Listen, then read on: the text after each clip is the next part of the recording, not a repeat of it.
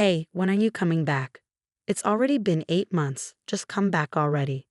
My ex-husband suddenly showed up at my parents' house, acting as irrational as ever. After ignoring me for so long, now he wants me back. I looked at him coldly and said, "We're nothing to each other now. And besides, I'm married to someone else." My name is Lily, and I'm 35 years old. I work in an office. I've been married to my husband, Ryan, for 2 years. We met through a blind date set up by a friend. She was worried I was too focused on work and wouldn't meet anyone, so she arranged for us to meet. Ryan was there at the party, and we quickly became friends. I like that he was the one to start conversations because I've never been good at romance. It's easier for me when the other person takes the lead. Ryan is 2 years younger than me, so we were close in age and had a lot in common. We exchanged numbers and started dating. About a year later, he proposed and we got married. I was happy to marry someone I loved, but after we got married, I realized there were things I hadn't noticed before. First, Ryan did absolutely no housework.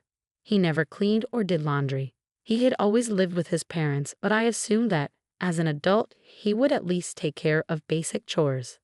But he had zero experience. He had never cooked before, and the last time he held a knife was in middle school home economics class. That was a red flag. It meant he expected me to do all the housework just because he didn't know how. And so my exhausting life began. Every morning, I woke up early to make lunch for both of us and prepare breakfast. After work, I rushed home to cook dinner. It was tough, especially when I was already tired from work. So I asked him, "Can you at least help with cleaning and laundry?" But he just said, "I've never done that before, so I don't know how." He didn't even try. I patiently told him, "I'll show you how, and we can do it together." But instead of learning, he just refused. At first, I thought I could handle it, but with my busy job, managing the house became overwhelming. Then, one day, Ryan complained, "Have you been slacking off on the chores? The house is dusty and my clothes aren't washed." This never happened when I lived at home. I was furious. "Then why don't you do some of the housework? Your mom was a housewife, but I have a full-time job. I don't have the same time she did." Instead of understanding, Ryan got mad. "What are you talking about? My mom took care of me and my brother while managing the house just fine. It should be even easier for you since we don't have kids." "No, but just do your job properly." I was exhausted and frustrated. I had been making healthy meals, packing lunches, and doing everything I could. Fine. If he didn't appreciate it, I'd make things easier for myself. I started cutting corners, gradually. For lunch, I used more store-bought bread. I relied on frozen meals for dinner, made quick rice bowls, and simplified everything. I cleaned lightly in the mornings and did a deep clean only on weekends.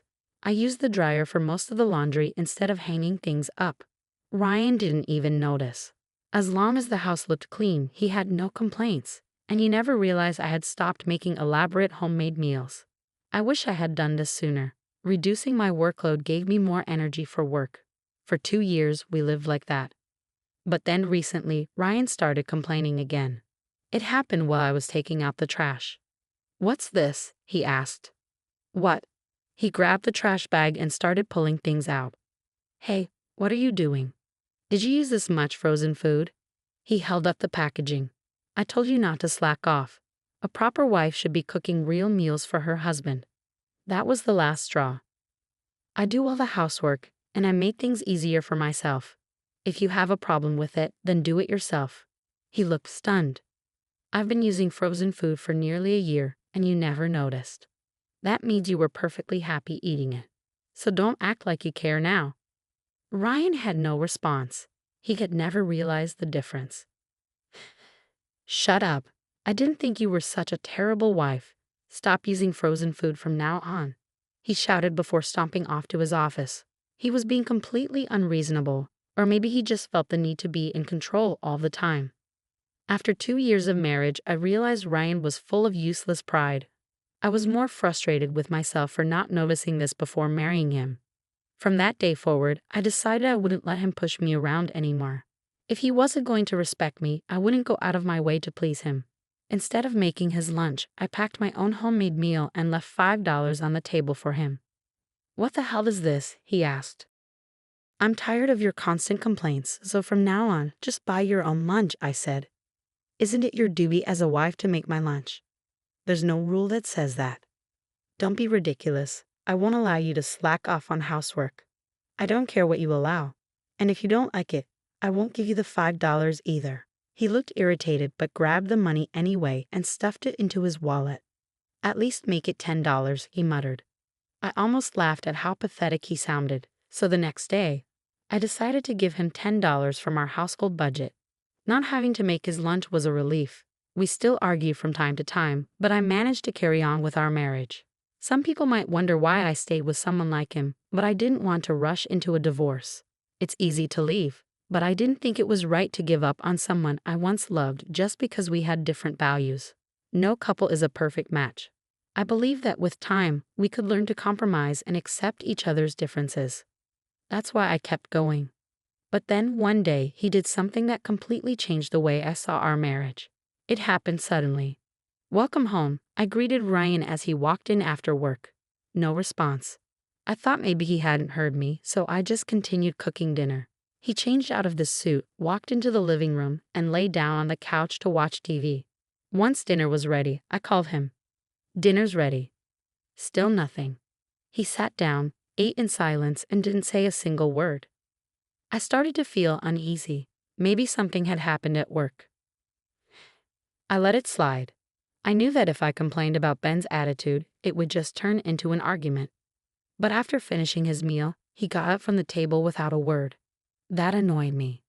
"Can't you at least say thank you for dinner and put your dishes away?" I asked. He didn't reply. He just walked to his room with a blank expression. What's wrong with him? I muttered to myself. I cleared the table and washed the dishes. We hadn't argued recently, and I hadn't done anything to upset him, so I figured it had to be something else. But the next morning when I said, "Good morning," he ignored me. That evening when he came home, I greeted him with, "Welcome back," but he didn't say a word. Even during dinner, he wouldn't talk to me. This went on for days, and my patience wore thin. "Why are you ignoring me?" I finally snapped. "If something is wrong, just say it. You can't just shut me out like this." Ben didn't even look at me. He just went to his room again. This silent treatment dragged on for a week. I got tired of it and stopped trying to talk to him. Days passed, then weeks.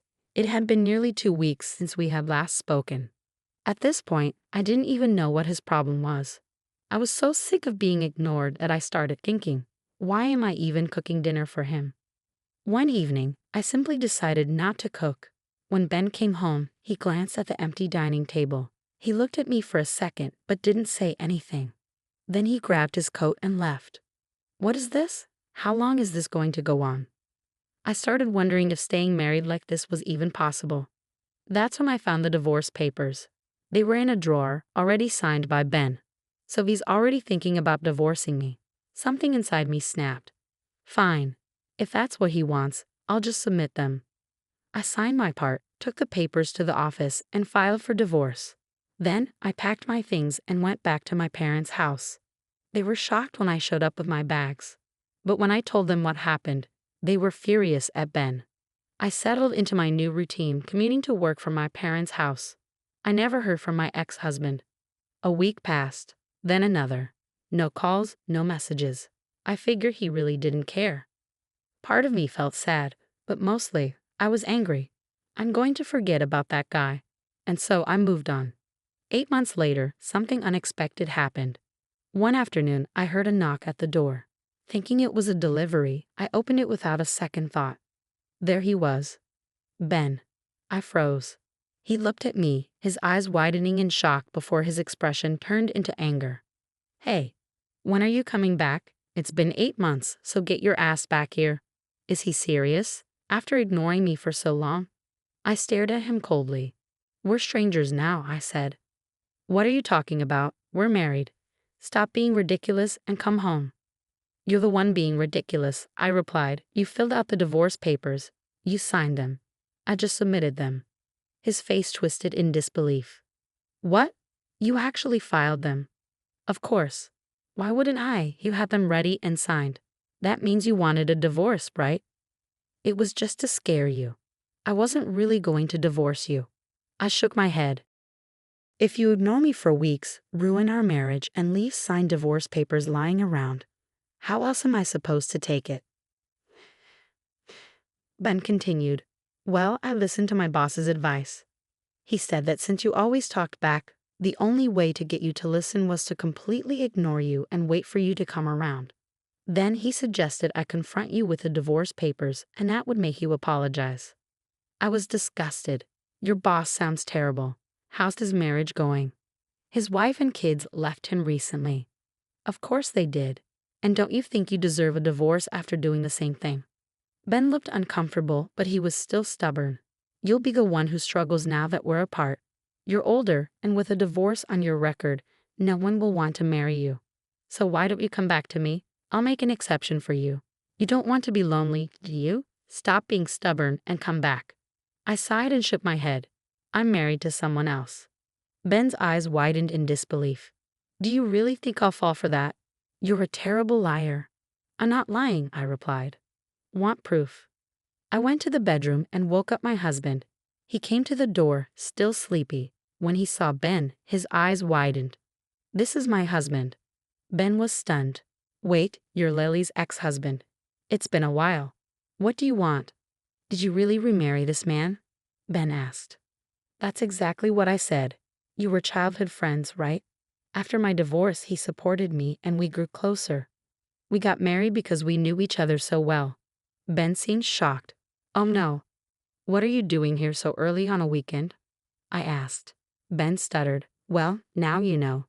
I'm starting a new life. If you don't leave now, I'll have my husband call the police. Oh, I don't want that, Ben said quickly, rushing to leave. Then get out of here, I shouted, and he hurried away. My husband, my childhood friend, is a police officer.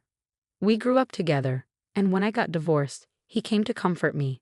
He told me I was his first love and had always had feelings for me. We ended up getting married because we knew each other so well. Now we're living happily together, and I'm pregnant. We're excited to welcome our baby into this new chapter of our lives. Ignoring your spouse is terrible. I'm so glad I found happiness with my dependable husband, and I hope Lily continues to live happily ever after too.